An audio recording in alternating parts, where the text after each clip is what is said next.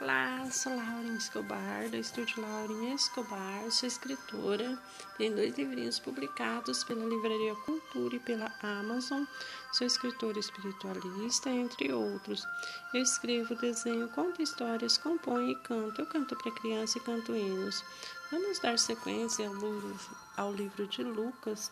Estou no capítulo 11, seguindo a parábola da candeia.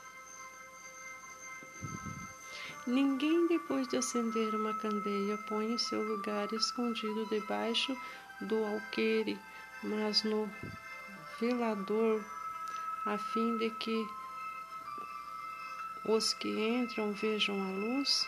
São os teus olhos a lâmpada e teu corpo. Se teus olhos forem bons, todo o teu corpo será luminoso, mas se forem maus, o teu corpo ficará em trevas.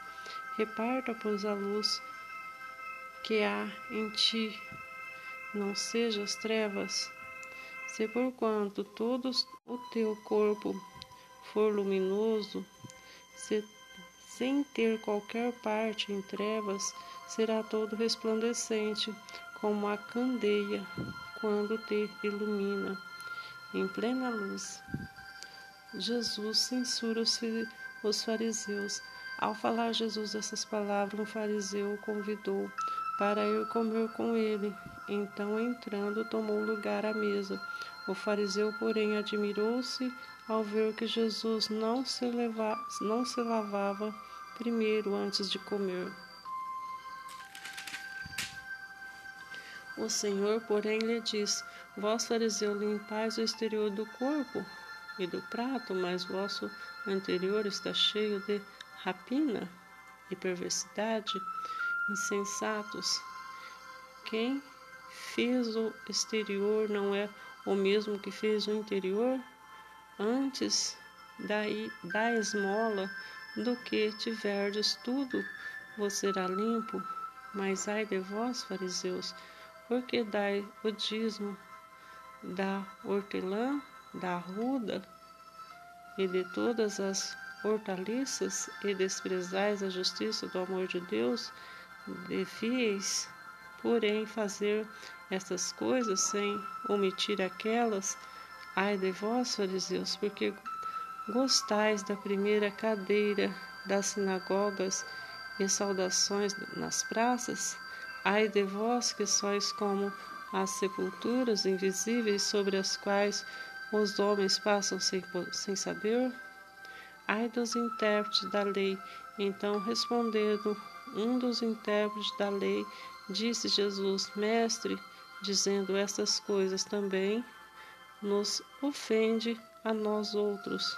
Mas ele respondeu: Ai de vós também, intérpretes da lei, porque sobrecarregais os homens com fardos superiores às suas forças, mas vós mesmos nem com o dedo os tocais.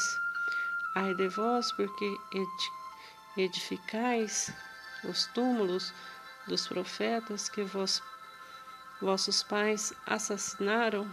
Assim, sois testemunha e aprovais com cumplicidade as obras dos vossos pais, porque eles mataram os profetas, e vós lhe edificais os túmulos. Por isso também disse a sabedoria de Deus: enviar-lhes profeta e apóstolo, e alguns deles matarão e outros perseguirão, para que desta geração se peçam contas de sangue dos profetas derramado desde a fundação do mundo, desde o sangue de Abel até o de Zacarias, que foi assassinado entre o altar e da casa de Deus. Sim, eu vos afirmo, contas serão perdidas a essa geração. Ai de vós, intérprete da lei, porque tomaste a chave da ciência, contudo vós mesmo não entraste e impedistes o que estava entrando, o plano para tirar a vida de Jesus. Saindo Jesus dali, passaram os escribas, os fariseus, a arguí-lo com veemência. procurando confundi-lo a respeito de muitos assuntos, com o intuito de tirar das suas próprias palavras motivos para acusar o fermento dos fariseus algumas admoestações. Posto milhares de pessoas se aglomeraram a ponto de uns aos outros se atropelarem, passou Jesus a dizer antes de tudo os seus discípulos: acautelai-vos do fermento dos fariseus, que há hipocrisia. Nada há encoberto que não venha a ser revelado, ou oculto que não venha a ser conhecido, porque tudo que disseste às escuras está ouvindo em plena luz, e o que disseste aos ouvidos no interior da casa será proclamado dos eirados. Digo-vos, porém, amigos meus, não temais os que matam o corpo, depois disso nada mais podem fazer. Eu, porém, vos mostrarei a quem deveis temer. Temei aquele que, depois de matar, tem poder para lançar no inferno. Sim, digo-vos, a esse devereis temer. Não me vendem 5 pardais por dois asses? Entretanto, nenhum deles está em esquecimento diante de Deus. Até os cabelos de vossa cabeça estão todos contados. Não temais, bem mais valeis do que muitos pardais. Digo-vos ainda, todo aquele que me confessar diante dos homens, também o Filho do Homem confessará diante dos anjos de Deus. Mas o que me negar diante dos homens será negado diante de Deus. Todo aquele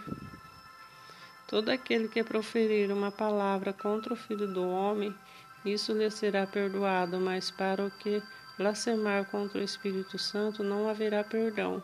Quando vos levarem às sinagogas perante os governadores, as suas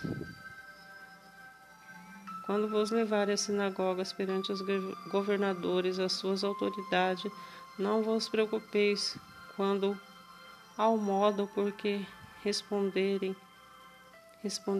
nem quando as coisas que tiverdes de falar, porque o Espírito Santo vos enviará naquela mesma hora a coisa que deveis dizer.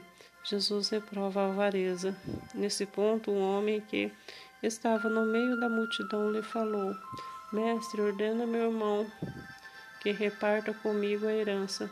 Mas Jesus lhe respondeu: Homem, quem me conduziu juiz ou partidor entre vós? Então lhes recomendou: Tende cuidado de guardar-vos de toda e qualquer avareza, porque a vida de um homem não consiste na abundância dos bens que ele possui.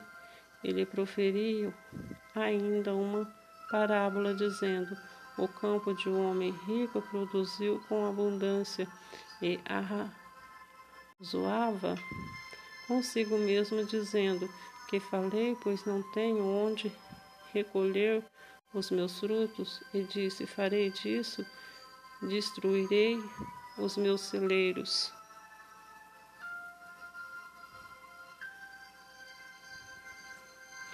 e reconstruirei os maiores, e aí recolherei todo o meu produto e todos os meus bens. Então direi à minha alma: tem em depósito muitos bens para muitos anos. Descansa, come e bebe, e regala-te. Mas Deus lhe disse: Louco, esta noite te pedirão a tua alma, o que tens preparado para quem está? Assim é o que entesoura para si mesmo e não é rico para com Deus. A ansiosa solicitude pela vida. A seguir dirigiu-se Jesus aos seus discípulos, dizendo: Por isso eu vos advirto, não andeis ansiosos pela vossa vida, quanto ao que haveis de comer, nem pelo vosso corpo, quanto ao que haveis de vestir, porque a vida é mais do que alimento e o corpo mais do que vestes.